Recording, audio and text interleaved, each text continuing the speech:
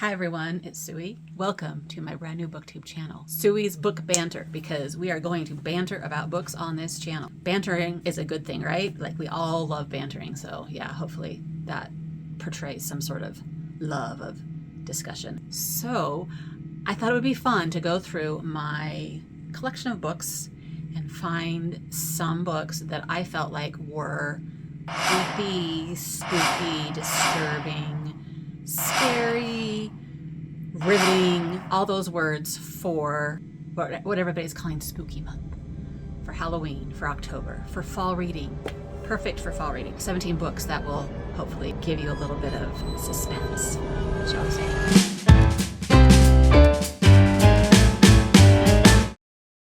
We'll just go through them really fast because I don't want to make this be a really long video, and I just want to mention them and just say a couple little things about them. If I could remember the little things. This is the problem, is many of these books I've read years and years ago. So I'm trying to rack my brain about what I thought about them. All I know is when I look at them, I think, oh, that's one, and then I can't remember what it's about. But anyway, we'll see how it goes. So here's the first one off the top of the stack. It is a Mary Downing Hahn book called The Old Willis Place. I don't remember if I've actually read this one, but I have read many of her other books, and she just has a style that is very suspenseful and creepy and eerie, mostly for kids, like for even middle graders, but the style is good enough that all of us big people can enjoy it too. So yeah, I just wanted to mention Mary Downing Hahn. If you haven't read any of hers and you want a short, fast, easy, spooky book, then that should be perfect for this month. I had this one on my list because I was looking through some old blog posts, and I always mention this book as it's not scary, it's not spooky, but it is sort of a creepy feeling, sort of a gothic. That's the word I want. Gothic. It's very gothic. A lot of readers are divided with this book, Withering Heights by Bronte. I should say it, I guess. You either love it or you hate it. I am on the love it side. I've read it several times, and I get caught up in the story every single time, and the creepiness and the eeriness of it and the disturbingness of it, all of it. It's awesome. So I would consider this a perfect book for Halloween/fall reading. Does anybody need a synopsis of Withering Heights? If people are not familiar with this one, it is about a family who lives on the kind of the creepy Scottish moors, and their dad brings home a kid one day who is like an orphan, and this kid completely disrupts their entire lives. Whether you're a fan or not of this kid, his name is Heathcliff. We all know him. Whether you're a fan or not of him, you have to admit that the story is crazy good. What happens and how he disrupts their entire lives, and it's so good. And then we're going to do a couple other ones I consider classics. This is Rebecca by Daphne du Maurier. Maurier is about a girl who marries this guy, lives in this really cool house. The house is basically haunted by the previous wife named Rebecca. The girl in the book has no name. She is kind of secondary to Rebecca, who is the main character of the book as a ghost, basically. And it's about this girl and how she has to deal with coming in this house after Rebecca is gone. This one is The Turn of the Screw by Henry James. This one, it's got another thing included in this book too, but it's a really short one, The Turn of the Screw. And whenever I think about creepy, spooky books, I always think about this one, even though I can't really remember what it's about, except there's a governess who comes and scary stuff happens and there's ghosts, and it's just really written in that, again, I guess the gothic tone that just makes you shudder all the time. We fell in love with Wilkie Collins here in this household because of this book, and another one. There was another one that I really liked. I forgot the name of it. Anyways, Wilkie Collins is an awesome classic writer, and The Woman in White is just, I think it's another ghost story, basically. I can't really remember, but I love it. Okay, so we can't talk about creepy books without talking about Stephen King. I've read a handful of Stephen King. I haven't read some of the big time, really scary ones. I have read The Stand, which is one of his most well-known ones and one that a lot of people start with. And then I have read The Mist, which is, the mist is when a fog comes and people are hiding in the grocery store, and the fog is not nice. It's not a nice fog. And the stand is like post-apocalyptic world when people are trying to, I think there's a plague. I don't think it's zombie though, but anyway, people are trying to get away and trying to gather together, and it's just crazy. So then, let's see. This one is one of my favorite books, All the Truth That's in Me by Julie Berry.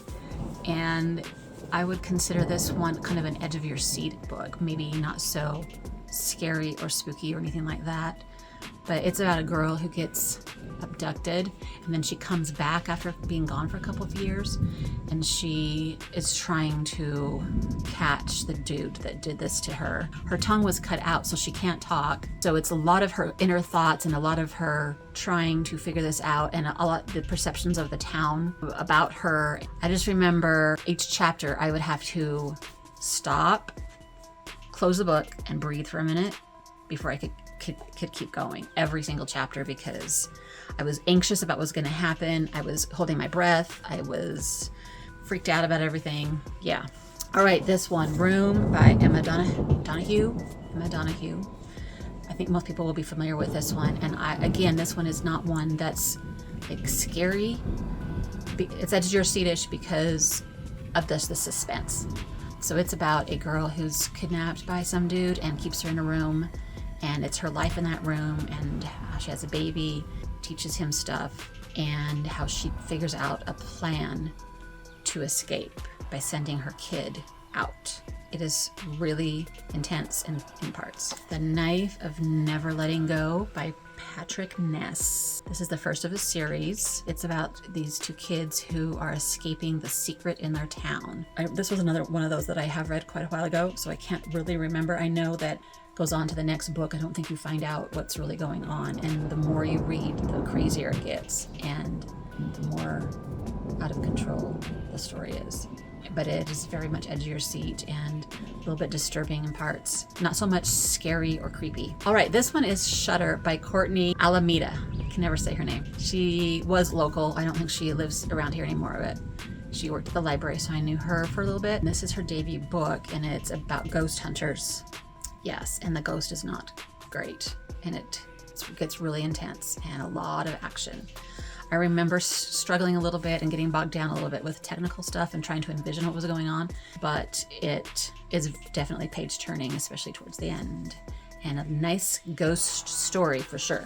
These 4 books are Dan Wells, who is a local author, if you guys are familiar with him, and his debut book is I Am Not a Serial Killer, and I remember being so excited when this one came out. And it's about a psychopathic kid who struggles with the fear that he's going to kill somebody. In the end, you find out there's all kinds of other things going on, and it kind of has a weird twist and turn, but it's very paranormal and a little bit weird if you like the weird stuff. And it continues in Mr. Monster and I Don't Want to Kill You. So that's the series, if you want to read all of them. It's also written this one called The Hollow City, which is about a guy who is hallucinating basically, and he cannot tell what's real and what's not. And you as a reader also do not know what's real and what's not. And it is crazy. It is a crazy story that has you guessing the entire time trying to figure out what's going on. And then when you find out what's going on, then it's kind of mind-blowing. This one is called Dark Matter by Blake Crouch. We read this one a couple years ago for our Halloween read for book club, and I remember being very intrigued with this one also and very breathless reading it. It's about a guy who kind of thinks one day, what would life be like if he would have chosen a different path, if he would have made a different decision? He gets abducted, and then when he wakes up, he finds out that he's in a different alternate reality. So then the whole book is him trying to get back to the life that he actually ends up realizing that he loves and wants to get back to. Here's this one. It's by an author I really love, Carlos Ruiz Zafran. The Angel's Game. I've also read The Shadow of the Wind, but I was looking back in what I've read, what I blogged about these 2 books, and I said that The Angel's Game is like Shadow of the Wind, but way more creepy. It makes me crazy because I know I love these books, but I can't remember the details of it. But I just remember that it is one of those ones that you will be able to not keep turning the pages. There's just weird characters and scary stuff all the time. The Passage by Justin Cronin, the first of a series. This is one of the best zombie books I've ever read. Definitely scary in spots, I would say, and very detailed about these people who are dealing with the zombie apocalypse, trying to find a safe place and trying to figure out how to get rid of the zombies and all the same struggles that we know in these zombie stories, but it's just told very well and extremely detailed and pretty disturbing and graphic and all those things. But this would be a great creepy book for October. I saved my favorite one for last, which is The Historian by Elizabeth Kostova. This is about a girl who was left, I think it was like a letter from her dad, who was a Dracula scholar, and he sends her on this quest to learn about Dracula and to solve a mystery. And so she ends up going to Transylvania and learning. It's almost like as if you're reading a documentary. It feels almost nonfiction because she's learning stuff as she goes along, but all this crazy, creepy stuff happens while she's doing it, while she's on this journey. And I remember thinking, why am I reading this book at night? And I think I remember at the time when I was reading it, I might have been home alone or something. Or my husband was gone on a trip or something. Anyway, I was thinking, what am I doing? This is crazy. It's really good. So good. And I need to reread it so that I can remember it better, because this is another one that I read a long time ago, but I just remember page turning like crazy, and probably my favorite Dracula story of all the ones that there are out there. Those 17 books that you can read for October or further into the spooky season. Let me know if you've read any of them and if any of these are your favorites and what you think about them, and also if there's some other great books that I should be adding to my list to read. Have fun and don't get too spooked. Happy reading. Bye.